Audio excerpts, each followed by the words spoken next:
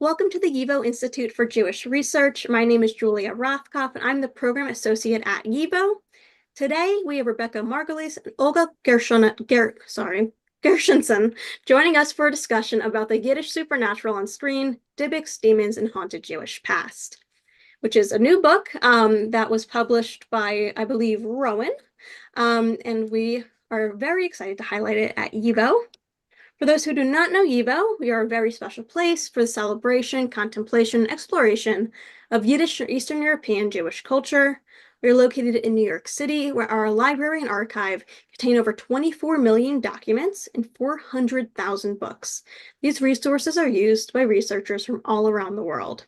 We have lots of classes on Yiddish language and culture, exhibitions, and public programs, just like this one, where we aim to bridge the worlds of Jewish culture and our vast library and archival holdings. So we're very happy to have Rebecca Margolis and Olga Gershenson joining us tonight. Rebecca Margolis is a professor and Pratt Foundation Chair of Jewish Civilization at Monash University in Australia, having arrived from the University of Ottawa in 2020. For the last 25 years, her research, teaching, and community activity has focused on the continuity of Yiddish language, as well as cultural innovation in the areas of education, community life, literature, theater, cinema, and new media. She is the author of Jewish Roots, Canadian Soil, Yiddish Cultural Life in Montreal, 1905 to 1945, and Yiddish Lives On, Strategies of Language Transmission. She is currently working on a project that investigates the connection between the Yiddish language and humor in American film and television. And Olga Gershenson is professor of Judaic and Near Eastern Studies and of film at the University of Massachusetts Amherst. Multidisciplinary scholar, her interests lie at the intersection of culture, history, and film. She's the author of New Israeli Horror, Local Cinema, Global Genre, Phantom Holocaust, Soviet Cinema and Jewish Catastrophe, Gesher, Russian Theater in Israel, as well as editor of Ladies and Gents, Public Toilets and Gender. She is currently working on a volume titled The Oxford Handbook of Judaism and Film. Profiled in Aretz as the rare academic who prefers engaging the masses in culture, she curates film series, consults for festivals, and has a lively lecture schedule at universities, conferences, and museums around the world. Before I hand it over to the panelists, I just want to mention that I will put a bunch of links in the chat so you can buy these books, as well as a flyer, which will include a discount code. So now I will hand it over to our panelists, and we look forward to hearing your questions. Okay. So I want to open first with asking Rivke, and I'm gonna call Professor Rebecca Margolis by her Yiddish name according to the subject of her book. Tell us a little bit what your book is about. So the book is about the perceptions associated with the Yiddish language over the last decades. And there's a very common assumption that when you hear Yiddish, you're meant to laugh. We're sort of trained to think that Yiddish is funny. And this is something that's evident if you go in to see a Yiddish language play with audiences who aren't used to that, they're waiting to laugh, even if it's a serious play. There's also an association of Yiddish with the Holocaust and the survivors and fighters and victims of the Holocaust. And I wanted to explore some of these tropes associated with the Yiddish language. But what I was interested in was what I was seeing as a new phenomenon of films that were showing Yiddish associated with supernatural themes, where Yiddish either represented a distant, vanished past, and there was some sort of a sense of time travel element, like in, for example, the prologue to A Serious Man, which is maybe a very famous example. But I also noted that there were a series of films and television programs that were adapting the dybbuk in new ways. So The Legend of the Dybbuk, the possessor of souls, the soul who has not come to rest and possesses another living being. And I also noticed the new advent of a cycle of horror movies, multilingual horror movies that have Yiddish dialogue in them, fully spoken Yiddish dialogue with subtitles. So I was interested in this phenomenon. I really love horror movies. And so during COVID, I watched a lot of horror movies. I think we all watched a lot of different kinds of TV and a lot of I started collecting examples of where the supernatural was associated with Yiddish. And I noticed a few things. Number one, Yiddish is part of the creative vision of the creators of these films and television programs. They go through a lot of effort to put the Yiddish in. And it's not just Yiddishisms like schmuck and putz and those things that we're used to hearing in popular television. It's full lines of Yiddish dialogue that are subtitled and often involve a lot of research and coaching and translation and actors learning the Yiddish and so on. So it's a central component of these projects. That's part of the vision of the representation of the narrative. I also observed that there's an interesting association with Hasidim as carriers of mystical knowledge. So Hasidim are carriers of Kabbalah that can unlock the doors to secret understanding and accessing the supernatural realm. So there were a number of these tropes that I observed, and I wanted to unpack them and do it in sort of a long comparative way. So I start with the classic Yiddish films of the 1930s, and I trace some of those themes through, particularly the dybbuk, which is one that is just been recurring really from the time of Ansky's play really into the present. The dybbuk really has become a monster among monsters. So we have Dracula, we have Frankenstein, we have King Kong, and we have the dybbuk.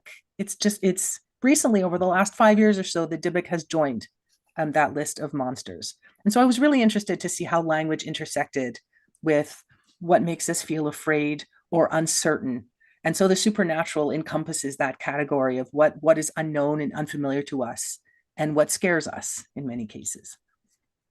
So thank you so much. So I was wondering now if you could share with us maybe some of your favorite film clips and give us just a taste of your interpretation and analysis.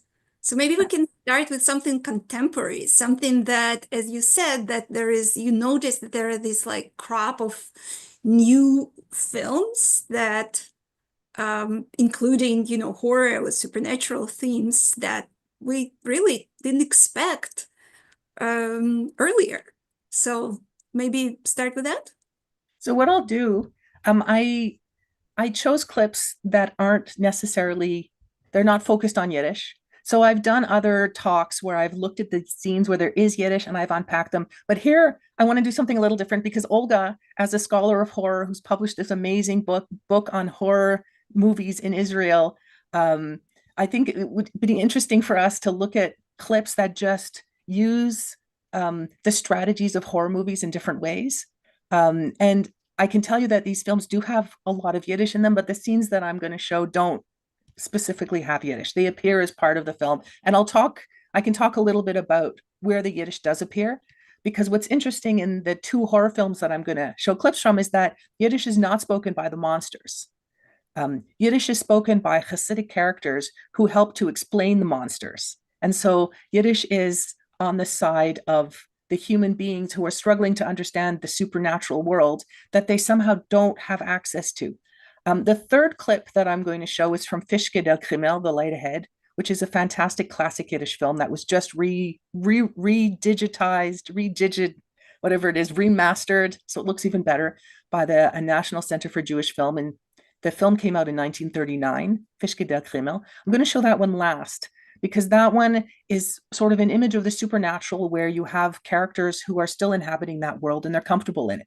They're actually living with the supernatural, and they use the supernatural as a way of managing their day-to-day life. So if there's a threat of a cholera epidemic, you have what's called the Schwarze Chasana, a black wedding, where you marry off a poor orphan or somebody who is considered poor, sort of at the bottom of the hierarchy of the shtetl, and that then gets intercession from the supernatural realm to fight cholera. The film, of course, is satirizing this and critiquing this traditional idea of the supernatural interceding and saying, no, we actually need science, we need medicine. But you'll see in that third clip that I'm going to show later on that the supernatural is part of the world of the characters and it's a comfortable relationship. But in the two new clips, the first one is from a film called Vigil, which came out in 2019. That one you'll see that you have this Hasidic character who is, his name is Yaakov, and he is somebody who's recently left the Orthodox world. So he's OTD, off the derech. He's left he's questioning who he is. He's struggling with mental wellness issues. He's struggling with poverty, and he's been asked to sit vigil in a house for a man who has recently died and not left any children. And so he's being paid to sit in this house. And the film really builds fear in this very, very effective way.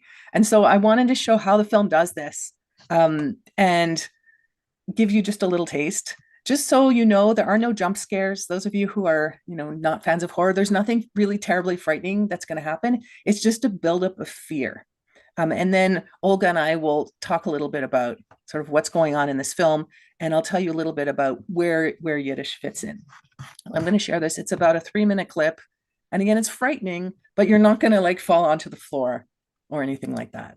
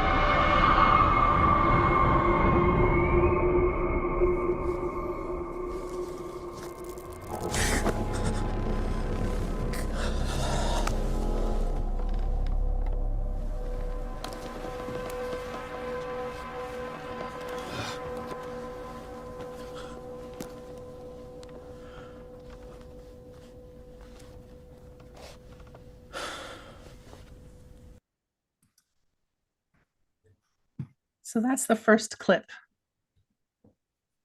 So obviously, I want to say that if the way we just witnessed it now, I noticed that I watched this clip, not even on a small screen, but on a little square on my small screen. So if you guys, the audience, didn't feel the full immersive value of impact of this film, that's okay. So usually, horror film needs to be watched on a preferably large screen.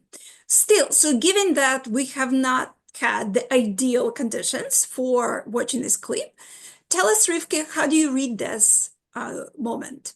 What happened? What did we witness?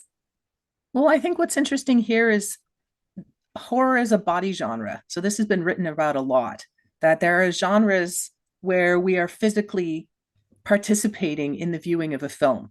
So like if we watch romantic comedy, there's a physical waiting for the relief of the two partners to come together and find each other. And in pornography, there's also, right, there's that physical aspect. And horror is a third example of this, where we are constantly waiting. We don't know what's right around the corner. And so there's a fear that's generated from uncertainty. And I think this film, and the director, Keith Thomas, this is his first full feature film. And this is often the case, incidentally, in the films, these films that I talk about that have this supernatural theme and have Yiddish. It's often a first project by a filmmaker who has this vision for wanting to, in the case of the Vigil, Keith Thomas wanted to make a Jewish horror movie because he loved horror movies and he didn't find enough content that he could relate to. So he decided he was going to make a first really Jewish horror movie that was going to be mainstream and not just niche. And it actually is. You can go watch this movie on Amazon Prime and just have a look at this Jewish, very, very Jewish horror movie. But what he does is he uses very traditional techniques of the horror genre, right? Where if you listen to the soundtrack, the skittering of the insects, right? And the clanging and the banging. But actually in the scene, nothing frightening has happened. We're just anticipating, right? We are waiting what's going to be around the corner. The film does get scary. There is a monster, but we don't see him yet. And so because we're watching Yaakov be afraid, we're feeling afraid with him, and that's augmenting that fear factor. And one of the things that I argue in my book is that there are other examples that are potentially equally scary, where people are sitting vigil with corpses in other films. Like there's a film called The Pin, Die Spielke, a Canadian film by Naomi J., where there's a character sitting with a corpse, also sitting vigil, also reading Tehillim, the Psalms, doing exactly the same thing, but it's a brightly lit room, and he's not frightened at all. And the music is very placid, and it's a very loving kind of feeling. He's doing this beautiful thing. We don't feel at all afraid. But this film, good job, Keith Thomas, for pulling on every trick in the book to make this scene really, really frightening. And what we find here is Jacob, first he's trying to reach into the secular world, which is really his frightening space. How does he talk to women now that he's left the Hasidic community? So he uses technology to try and make sense of his world. But then when things do start getting scary, he goes back to what he's supposed to be doing. He goes back to the holy texts. And there are moments in the film where he's profoundly frightened that move into Yiddish, because Yiddish is his language of comfort and home. Yiddish is the space where he is familiar. It's also the space of his trauma, because we find out in the film that he loses his brother very tragically. Those scenes unfold in Yiddish. But here, when he's reaching out to the secular world, which is his place of fear, I think, and why the Mazik, this monster, wants to possess him as its next host, it's because of the trauma he's experienced. And this is a monster that feeds on trauma. Yaakov's trauma happens in English, but his comfort zone is Yiddish, even though the Yiddish of his home is also associated with the trauma of losing a brother, and also a community that he has intentionally left. So this is really interesting that what Rivka, you pointed out to us is that this film, although it's, profoundly steeped in Jewish tradition and includes both Yiddish and Hebrew, two Jewish languages, and very old Jewish ritual of, this vigil, Shmirah. What's interesting is that it uses the same kind of means of creating horror as any other really horror film. But what I also found very interesting is that aside from relying on this familiar to everyone horror tropes, it also invents its own monster. it also invents this monster called mazik, which is like Hebrew Yiddish for, I guess, the harmful one, right? That really doesn't exist, neither in this particular form in Jewish canon, nor in the canon of horror films. So this is something, this I think is a really great thing that this film succeeds to do. It's both continues in the known tradition and breaks with it, right? And introduces something completely new. Absolutely. And I find it fascinating. This is something that Jeffrey Chandler wrote about and other people have written about when they looked at the prologue to A Serious Man. If you haven't seen that, you should definitely go and see it because it has a full 7-minute mini film entirely in Yiddish, which is really quite a fantastic film, little film. And people can't agree on whether it's horror. Is it frightening or not? Like we're very uncomfortable. And the Coen brothers who made this film wanted us to feel uncomfortable. And they do that partly by having the film just start in a language we don't know. Suddenly we're in this other space. We're in a sort of reproduction, imagined shtetl. And suddenly we're reading subtitles and it's this very eerie music and the scene entirely in Yiddish. So scholars like Jeffrey Chandler call this fake lore. So it's not folklore, it's fake lore, where we're inventing monsters. And if you don't know, you think this is a real thing in Jewish tradition. There are a lot of misconceptions about Jewish mysticism and Kabbalah. People have the impression it's full of monsters and it's just a giant horror movie. And if you study Kabbalah, you enter the realm of all these monstrous beings. And so Keith Thomas capitalizes on this, and his mazik is interesting because the word mazik in Yiddish means a prankster. Like if you call somebody a mazik, it means that they're being a little bit annoying or tricky or cheeky, we would say in Australia. But his mazik is a possessing demonic figure that is truly frightening, and it feeds on trauma and fear. And so this is one thing that we see in these films that integrate Yiddish. There's often this invented monster or an invented version of a monster. A monster called a dybbuk, but it doesn't resemble Ansky's dybbuk. It's a new iteration of a possessing being. And so I have a clip of a film called Attachment. Olga, is that okay if I go to that one? So this is a film. One of my favorite films of ever. It's such a good film. I highly, highly, highly recommend it. You can find it on Shudder. So you can stream it through Shudder. You can also purchase it on DVD. It just was released recently. So if you Google it, you can purchase the DVD for like 25 American dollars. It's a totally amazing film. And the director is Gabriel Beer Gislason. I hope I'm saying that right. He's a Danish director. And like Keith Thomas, he wrote it and directed it, and he had a vision for how it was going to unfold. And he wanted it to be a multilingual film. And both Keith Thomas, who made The Vigil, and Gislason have Jewish background. But this film also marked, for both of them, their films marked part of an exploration of what it is to be Jewish. So what does it mean to have a background, in Gislason's case, to have a grandfather who survived the Holocaust, in Keith Thomas's case, wanting to write an MA thesis on Jewish monsters in the Talmud. So how do we bring that into cinema and then put that into a narrative and in the genre of horror? So Attachment is very interesting in the genre space because it's a lesbian romantic comedy supernatural horror movie. Is that everything, Olga? I think that's all the categories that it is. Yeah. Let's see the clip because yeah. But it's a fascinating film because it's both funny and frightening. So this is the clip. This is a clip at the end where we get the demonic character emerging and explaining itself. So in this film, we have these two characters, Maya and Leah, who fall in love in London, and then they fall in love in London, and then they go together on this journey, realizing as they're living together that Leah suffers from some kind of, turns out to be some kind of a possession, but it's unclear. The monster is never unclear in this film, and the film becomes increasingly frightened as Leah becomes more possessed, and Maya tries to help her. She tries to explain, and there's all this interplay with language and being able to understand and manage this monstrous being, because you have this triangulation of Danish, English, and Yiddish. All three films all three languages appear in the film. And there's only one character who speaks all three, who's the mother, who's this very mysterious character who seems to be overprotecting Leah. But then it turns out in the end, I won't give the film away because ideally you'll go watch it, but she winds up being this very important character in determining how the narrative unfolds. So I'm going to play you a clip. So this is about a little more than 2 minutes, and you're going to see Leah, who is fully possessed by the dybbuk in this scene.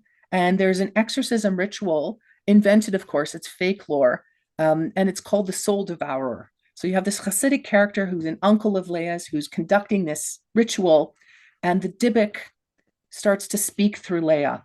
And interestingly, not in any language like, some ancient language or in Yiddish, it speaks perfect English. Because like the Vigil, the monsters are fluent speakers of language and they manipulate technology. They hold all the cards. And it's the other characters who are at a disadvantage. So you're going to hear Leah here in this scene. So I'm going to share that. And again, I highly, highly recommend. Again, it's not going to be scary if you're watching it on a phone, but on a big screen, it's quite frightening. So here it is. Rebecca, full screen, please. I see. Very exciting. Sorry. Can you screen it because we could see the kind of your desktop? Okay, I'll do it again. Okay, please. Thank you, thank you. Now it should work. Great. Is that good? Okay. Yeah. Exciting.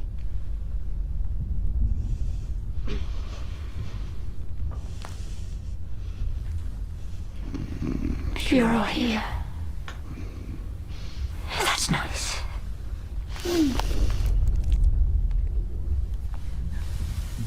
Hold out your arm. Quiet. I'm thinking.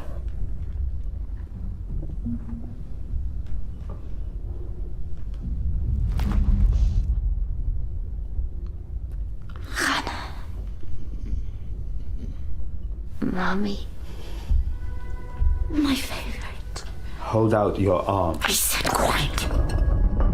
You'd think being trapped for 20 years would be dull. Not with you.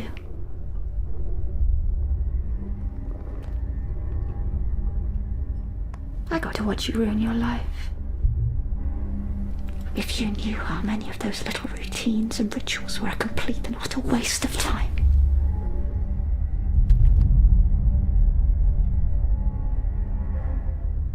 You'd want to die.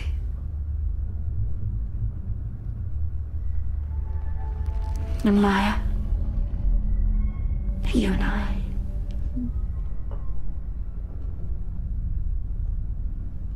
we were going to have such fun. Oh well, here you go.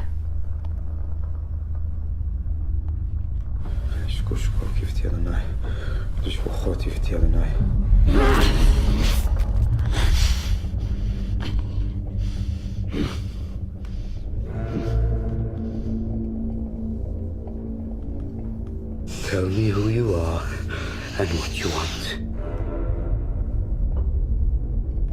This again. Tell me who you are and what you want.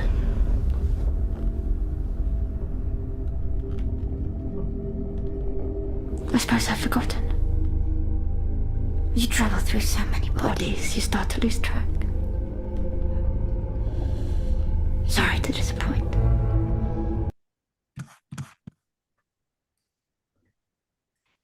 So that is the exorcism scene, which is, if you're familiar with the horror genre, particularly the religious horror genre, there's always this high point where there's an exorcism. Usually it fails. And that is sort of the dramatic apex of these films. So if you've watched, for example, The Exorcist, the classic example, or a more recent film, Demon, which is a Polish film that also has an exorcism, the classic 2012 film, The Possession, a very scary Hollywood film. They all have these possessions. Often there's, you heard in this scene, there's a little bit of Hebrew spoken, but ultimately the exorcisms fail.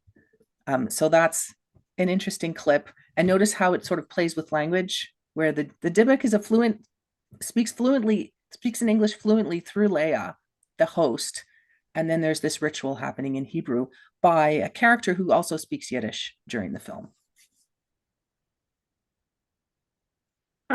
So I think that we are not, in a way, selling this film well because this clip was particularly creepy. But I also love this film because it's so hysterically funny. So it is a really great combination of rom-com and horror. And we had to show you the we decided to show you the more horror part. Anything about the language in the funny parts that you want to mention? There are several interesting scenes where Maya, who's the very outgoing girlfriend of Leah, tries to learn about her world. Pardon me? Not Jewish, important. No, that's the thing. She's not Jewish and she's trying to learn about Leah's world. So she wanders into this Jewish bookstore that's owned by Leah's uncle, who's the person who does the exorcism in this scene, who is actually a native Yiddish speaker. And he greets her and he's confused. What is a woman doing in my bookstore? And not clearly a woman who doesn't know anything about Judaism. And she asks him for some books she wants to learn. And then another customer comes in and he says to the customer in Yiddish, oh, she's just, a confused non-Jewish person who's wandered into the store. So Yiddish is used to mark very clearly insider, outsider. So it's used in this sort of humorous way where it marks characters as Jewish and non-Jewish. But there are other moments in the film where the film is used in a way that I'm sure a lot of people in the audience recognize. Yiddish is the secret language so that other people don't understand what's happening. So you have this relationship between Hannah, the mother, and David, the uncle, where he speaks to her in Yiddish when he doesn't want other people to know what he's saying. So he'll say things to Hannah like, you need to get help. You need to tell Maya the truth. You need to tell her what is happening to Leah. And Hannah keeps answering in English, no, or I don't know about that, not revealing anything. So Yiddish functions as this sort of secret code between characters to mark them as Jewish insiders and Jewish outsiders. Maya, of course, never learns Yiddish. We don't know what happens after the narrative ends, but she doesn't learn Yiddish. But she hears Yiddish in this way, and she actually starts using Yiddish words as she becomes more enmeshed in Leah's life. She starts picking up words of Yiddish. She actually hosts a Shabbos dinner. So she starts to become drawn into Leah's world, partly through language. So I was also curious, like, especially before we watch the last clip from the actual Yiddish film that was made during the time when Yiddish was spoken organically, clearly with the actors who are native speakers, for whom it's just a language, right? It's not anything marked. It's not some kind of performance of identity. In this case, obviously, Yiddish, or Hebrew for that matter, is used performatively. I was curious if in your research you found out who writes this dialogue. Are the actors somehow speakers of Yiddish, or like how does it, do they learn it like in an opera? Like what's happening there with the languages? It really depends on the productions. And I have opinions about what is the optimal situation. And then sometimes you see something that you're really impressed with, like the prologue to A Serious Man has 3 actors from the Yiddish cinema, 2 of whom are native speakers, and one of them actually wrote the dialogue from the English text. And it sounds amazing, and you can use it as a teaching tool if you want. And then you have other examples where the Yiddish is really hard to understand, where the actors have a really hard time memorizing the Yiddish dialogue, and they kind of mumble it and mispronounce it. And, it ranges. But in the Vigil, it's interesting because the Vigil has Menashe Lustig, who starred in the film Menashe, who's a native Yiddish-speaking Chassid who still lives in the Hasidic community. And he actually helped Yiddishize the film by having entire scenes where he speaks fluently in Yiddish, which were scripted, but they're spoken by a native Yiddish speaker. And the actor who plays Yaakov, Dave Davis, memorized his lines that were written. They were translated and coached, but he does a really good job. It sounds like he's a Yiddish speaker. You also have Malki Goldman, who was someone raised in the Hasidic Yiddish community, who also helped with the Yiddish. She appears speaking some Yiddish in that film as the woman that he's interested in romantically. She also incidentally designed the house to look like an authentic Hasidic house from the New York area. So really, to my mind, the more involvement that you have from people who experience Yiddish as a native language or as a fluently spoken language, the more, I think, compelling the outcome is. In attachment, there was also dialogue coaching, but again, the actor who plays David, who's David Densick, he is somebody who knows Yiddish from home, and so his lines of Yiddish are spoken very naturally. And to me, that's a definite advantage of both of the films, the Vigil and Attachment, is in that the Yiddish sounds like Yiddish. Yeah. Even though the actor who plays Hannah, I think she's not Jewish and certainly not a speaker of Yiddish, but I completely buy into her persona. So she's polyglot. She speaks like 5 fluent languages fluently, and she's a very, very well-known Danish actress, very well respected. And that you often see that in these films where there is this multilingualism, that you pull in actors like in the Israeli actor Itai Tiran, who played in a film called Homeland that's entirely in Yiddish, that was made in Israel in 2008, 2009. He also played in the Polish film Demon. So you have actors who find it compelling to play roles in these multilingual films and really do a great job learning that dialogue and having it sound compelling. So, okay, well, let us turn now to the historic film that maybe you can just tell us, it's a classic Yiddish film, one of the last films made before the Holocaust. Maybe it's not a horror film to the best of my knowledge. I've seen it a while ago, but maybe just tell us a little bit why, or maybe, you know what, let's first watch the clip, and then maybe you can tell us why did you include it, because it's a fairly realistic story, and the kind of the black weddings indeed occasionally take time. Okay, let's go from there. And this is the moment at the wedding, right? So it takes place in the cemetery. Yes, and this is again an old superstition from Yiddish-speaking Eastern Europe that if something bad is happening in the natural world, you can get the supernatural world on your side by holding a schwarze Chasna, a black wedding. Gib dem Russen mein sammeten Hitzel drusche Gesang. Russen, geht drusche Gesang, das sammeten Hitzel von der Russen. Hier gibt der Karre drusche Gesang, mein Augen von uns. So ein Hänge geht drusche Gesang für der Kalle, dem alten Bonus. Und hier gibt dem Russen drusche Gesang, mein alter Holwe. Herr Scheine geht drusche Gesang von der Russen, die alte Holwe.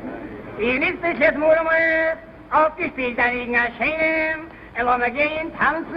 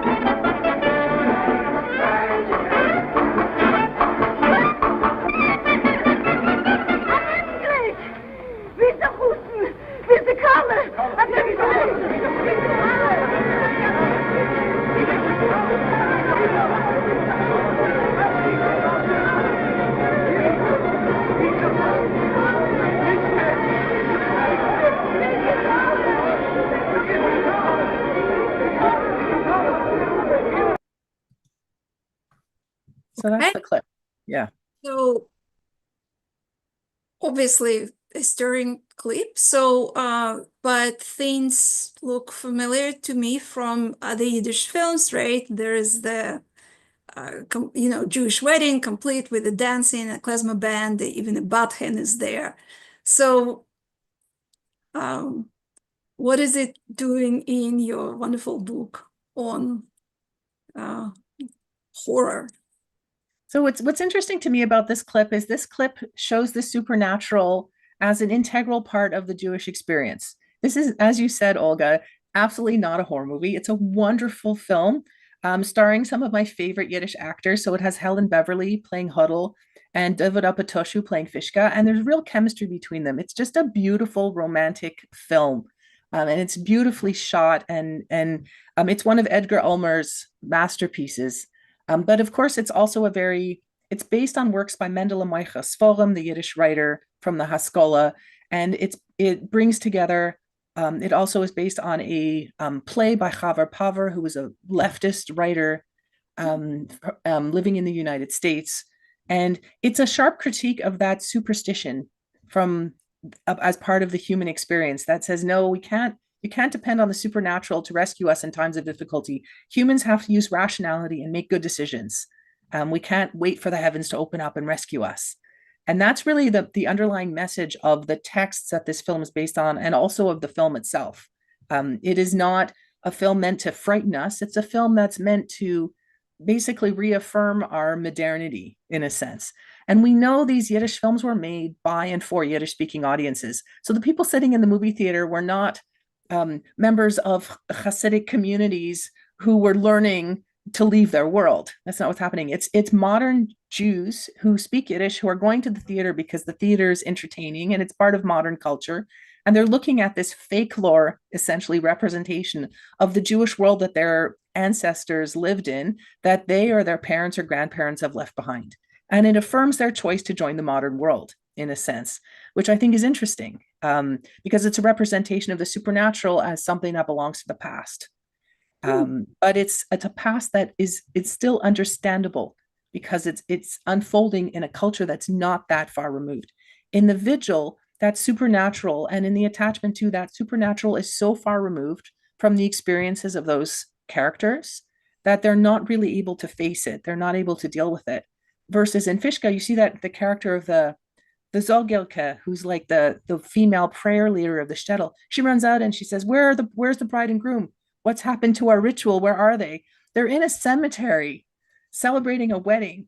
But that's not frightening or strange. What's strange is that the bride and groom have disappeared. And that's the moment of sort of climax for us, where the two of them, Hodel and Fishka, have actually disappeared, and they're going to start a new beautiful life together with the money that they've gotten from this wedding, and they're going to join modernity with the rest of us. Hallelujah. While those other characters remain in the superstitious shtetl, where there are monsters and demons and so on, and darkness, essentially. So to me, it's a very interesting shift that's happened from the Yiddish cinema into cinema and television that uses Yiddish, where Yiddish is part of a world that is it's ruptured. We don't understand it, don't have access. We try and reach out to Hasidic characters to please try and bridge the gap, but they can't bridge it either. It's a past that's gone, that we've lost, and we can't access. And that is frightening.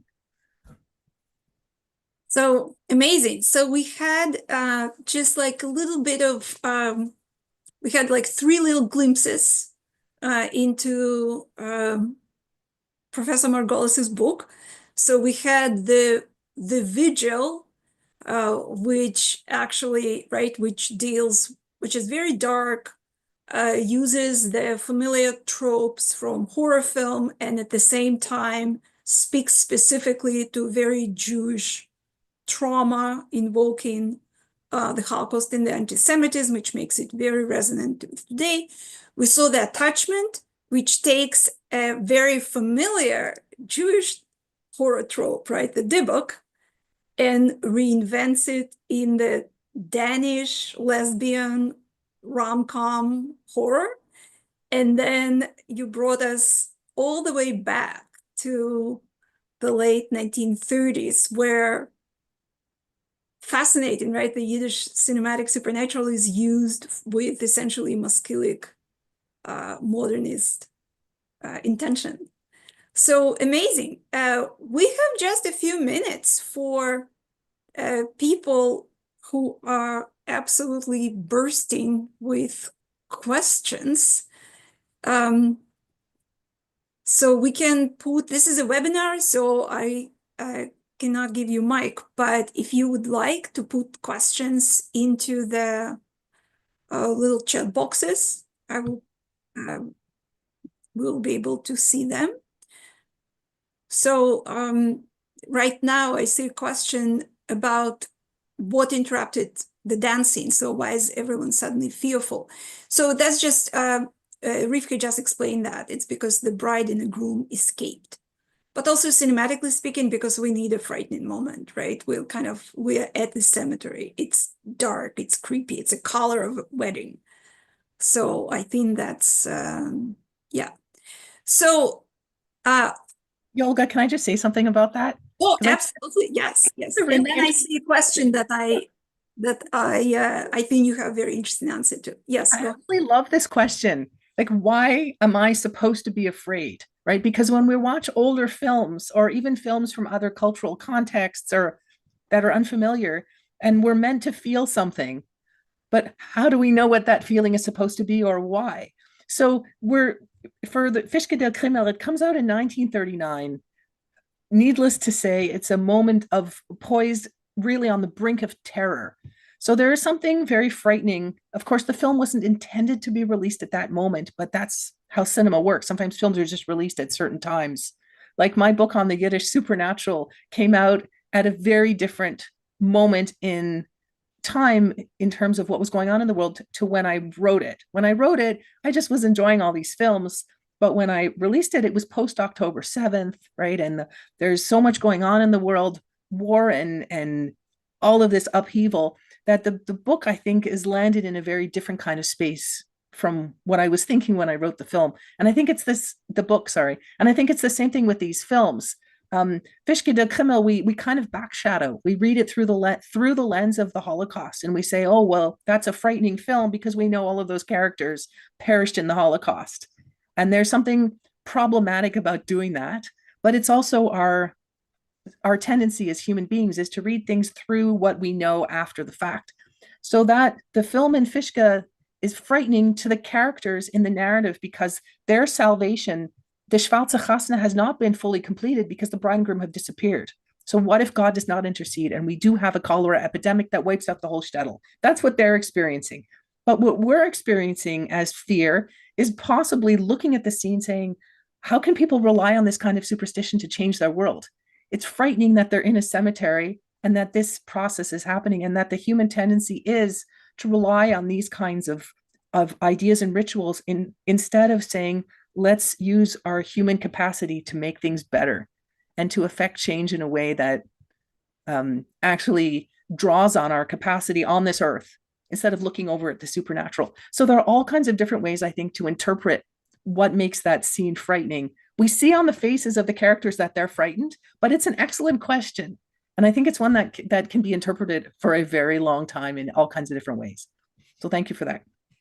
So I think that it's also really interesting to note that this is probably kind of a more Maskilic agenda, whereas the director of it he's like a prolific, B-movie master, right? And he may have had a different agenda just to make an entertaining movie. And so there is also elements of that, right? There is like this thrill about filming something at night, right? Especially filming at night back then was complicated, technically.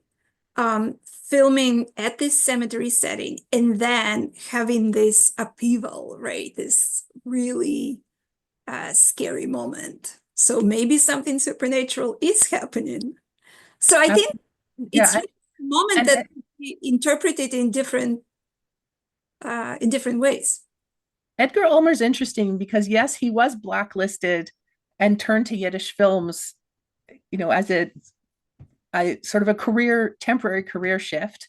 But he also had very strong ideas about what cinema could affect, what kind of change cinema could cause. And he said about his film, so he made 4 Yiddish films. They're amazing, all of them. And he said, I think that the optimal place for Jewish people to be is in the United States, and it's being secular and modern. So let's make films that draw on those themes. And you see that in all of his films, that the optimal place for Jewish people to be is to be productive and happy and entering modernity. And that is his answer to, what is the Jewish question? What is the human question in the 1930s, early 1940s? To him, that was the response. And I think we still kind of feel that in his films. Amazing. So here is an interesting question, not connected to what we were talking about. Why has the dybbuk entered the canon of monsters now? That's an interesting question, because I don't think monsters ever intend to enter a canon. Canons nobody ever intends to build a canon. It's just something we do retrospectively. We look at it and we say, there's a canon. Look, there's a list of things that are now iconic. And I think it's just sort of how much a particular monster appears in the public eye and in mainstream popular cultural production. So if you have the Dybbuk from 1937, Michal Wazinski's classic film, was re-released in 1989 in New York, and people looked at it and said, there's Jewishness in a nutshell. That's the civilization. There it is. That's what Yiddish speaking life used to be. And it's been re-released in various film festivals, and so many people have seen this film. And really, the filmmakers from the last 20 years who have made films that have these supernatural themes, they all report having watched the Dybbuk and been profoundly influenced by it. So the question is, when you have like 3 films with a Dybbuk, or 5 films, or 7 films, there's a point where that becomes really familiar, particularly when the Dybbuk also pops up in popular culture references. So there's a point where the Dybbuk becomes familiar, and you can say the word Dybbuk, and sort of the average cinema goer, television viewer will say, yes, I've heard of that, and be able to define what it is in some rough way. And then we can say that that is now an established monster, and we can make a film with a Dybbuk without having to explain all the lore. We don't even need it anymore. We can just use the word Dybbuk, and everyone says, yeah, I know what that is. That's some kind of possessing spirit. And then the same way we don't have to explain who Dracula is, we can actually start satirizing and doing all the interesting things that happen to monsters over time, where we don't only use them in horror, we also use them to to offer social commentary and to make fun and all the other things that happen. And the same thing has happened with the Dybbuk as well. And it's interesting, right, that most recently, it's not just the Hollywood that adopted this dybbuk, I should say, folklore, right? But also there are at least 2 Indian movies that are adaptations of the Dybbuk story. One is actually called the Dybbuk, and another is called something else. But it's amazing how the Dybbuk pretty much went international. I mean, obviously, the Indian movie does not have Yiddish. Is that correct? It doesn't, but it does have a Hasidic character in that familiar trope where you have to find the Chabad Lubavitch rabbi. His son is the one who performs the exorcism, and you randomly pull together 10 Jewish people, and then there's some Hebrew in the ritual. So there's a trope. So it's interesting in attachment that you have Jewish characters, but the Dybbuk itself is not marked as Jewish. So there's generally in these films, there is still a marking of the Dybbuk as Jewish in some way. But I suspect that in the future, the Dybbuk will become unmarked and will no longer be associated with Jewish lore or Hebrew or Yiddish. We might start seeing the Dybbuk just appearing in a completely secular, unmarked way.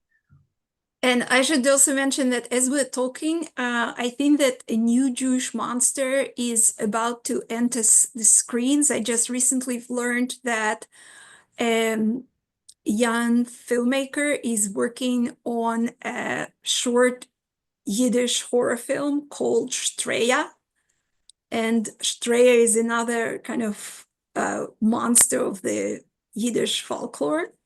And I think that this film is going to premiere at the New York Jewish Film Festival. So we have something to look forward to, and maybe for Rivke to follow up on that one as well.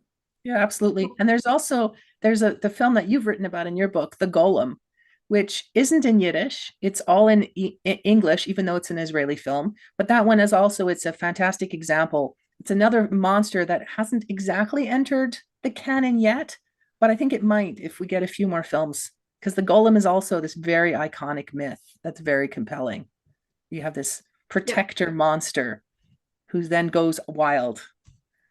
So on that note, let's hope something to look forward to, more Jewish monsters, rather than monstrosities descending on Jewish people, right? I would like to thank, first of all, Rivke, Professor Margolis, for writing the book and sharing these glimpses with us. So it's a quick and very, very pleasurable read. And see you at the movies. Thank you, Olga. Thank you, Rivka. Thank you to our audience for joining us tonight, or in the morning, and at the next day, as Rivka's currently in Australia. I just put a link in the chat to purchase the book. As well, I will also put a flyer with a discount code, which will bring the price down significantly. So thank you, Olga. Thank you, Rivka. And we hope to see everyone at the next program. And also, this recording will be available on YouTube in case you missed anything, came late, or want to rewatch any of the clips. So thank you. I'll leave the Zoom open for a couple more minutes for everyone to get any links they missed. And we hope to see you at our next program, which will be on, I'm just looking at my calendar here, on November 11th. We're going to talk about Jewish medicine in Eastern Europe. Folk medicine in Eastern Europe. So thank you, and we hope you have a good evening or a great rest of your day, wherever you are. Have a good one. Thank you, everyone. Bye. Thanks.